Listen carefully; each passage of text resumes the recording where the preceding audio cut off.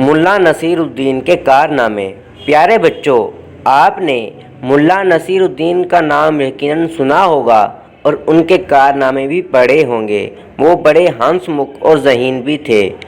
ملا بچپن سے ہی شرارتی تھے، مگر ان کی شرارتیں بڑی سلجھی ہوئی تھیں۔ ملا کی جب شادی ہو رہی تھی، انہیں بڑے اہتمام سے دولہا بنا کر جب گھوڑے پر بٹھایا تو وہ فرار ہو گئے۔ سب باراتی پریشان ہو گئے۔ کوئی 2 گھنٹے بعد ملا واپس تشریف لائے۔ باراتیوں نے پوچھا کہ وہ فرار کیوں ہو گئے تھے؟ اس پر ملا نے معصومیت سے کہا، یہ دولہا کے لیے آخری موقع ہوتا ہے، مگر میں اس خیال سے آ گیا کہ آپ کو کھانا نہیں ملے گا اور آپ بھوکے رہو گے۔ سبھی باراتی مسکرانے لگے۔ ایک بار ملا اپنے سسرال گئے۔ ان کی ساس محترمہ خود کو بہت چالاک سمجھتی تھیں۔ اس نے ملا سے کہا، آپ کدو شریف کھاؤ گے یا بھنڈی مبارک پکا لوں یا پالک پکا لوں؟ اس پر ملا نے مسکین سی صورت بنا کر کہا، میں گناہ گار بندہ ہوں اور میرا وضو بھی نہیں جو ان مقدس سبزیوں کے نام بھی لوں۔ آپ کوئی بدمعاش نافرمان اور آوارہ مرغا پکا لیں۔ اس پر ان کی ساس اپنا سا منہ لے کر رہ گئیں۔ مجبوراً انہیں مرغا پکانا پڑا۔ ملا ایک بار اپنی زوجہ محترمہ کے ساتھ سفر میں تھے۔ ان کی زوجہ نے کہا، ملا جی بہت پیاس لگی ہے، کوئی اچھا سا مشروب ہی پلا دیں۔ گدھے پر سوار ملا نے کہا، اگلی سرائے آئے گی تو تمہیں بھنا ہوا مرغ، املی والی چٹنی، لیمن والا سلاد اور ٹھنڈا اور بہترین مشروب پلاؤں گا۔ اس پر ان کی زوجہ نے خوش ہوتے ہوئے کہا، واہ ملا جی، بھنا ہوا مرغ، چٹنی اور املی کا سن کر منہ میں پانی بھر آیا ہے۔ ملا نے کہا، بس اسی پانی سے کام چلا لو، گھر جا کر پانی پئیں گے۔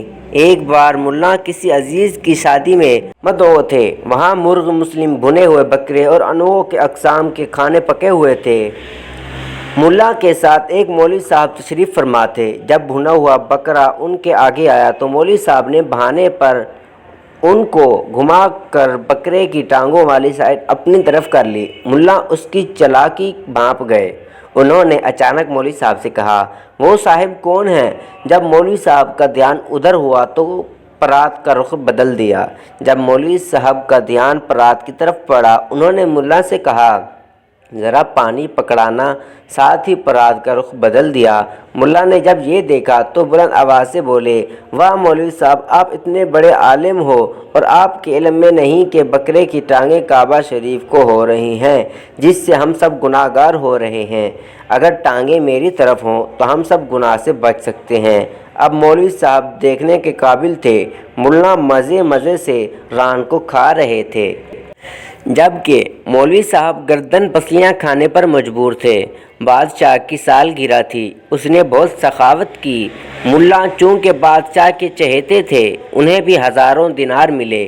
کسی نے ملا سے کہا کہ صدقہ خیرات کرنے سے عمر میں برکت رہتی ہے، تندرستی اور صحت رہتی ہے، آپ بھی غریبوں کی خدمت کریں۔ بات ملا کی سمجھ میں آ گئی۔ انہوں نے ایک کنواں خرید کر وقف کرنے کا ارادہ کر لیا۔ کنواں ایک یہودی کی ملکیت تھا۔ پہلے تو یہودی نے کنواں بیچ دیا، پھر مزید پیسوں کے لیے بے ایمان ہو گیا۔ اس کا خیال تھا کہ وہ ملا سے مزید پیسے اینٹ سکتا ہے، بس اس نے بادشاہ کے ہاں مقدمہ درج کروا دیا کہ ملا نے کنواں خریدا ہے، پانی نہیں، اس لیے وہ پانی استعمال نہیں کر سکتا۔ بادشاہ نے ملا کو طلب کر لیا اور مقدمے کا بتایا۔ ملا نے سوچ و بچار کے بعد کہا، جی ہاں، میں نے کنواں خریدا ہے، پانی نہیں۔ آپ یہودی کو حکم دیا کہ وہ اپنا پانی نکال لے، ورنہ ہر دن کے حساب سے ہرجانہ ادا کرے۔ بادشاہ نے یہودی کو حکم دیا کہ وہ 5 دن کے اندر اندر کنویں سے پانی نکال لے، ورنہ ہرجانے کے لیے تیار ہو جائے۔ اب یہودی بہت سٹ پٹایا۔ اس نے ہرجانہ دے کر ملا سے معافی مانگی۔ ملا نے وہ رقم بھی خیرات کر دی۔ غریب لوگوں نے جھولیاں اٹھا اٹھا کر ملا کو دعائیں دیں۔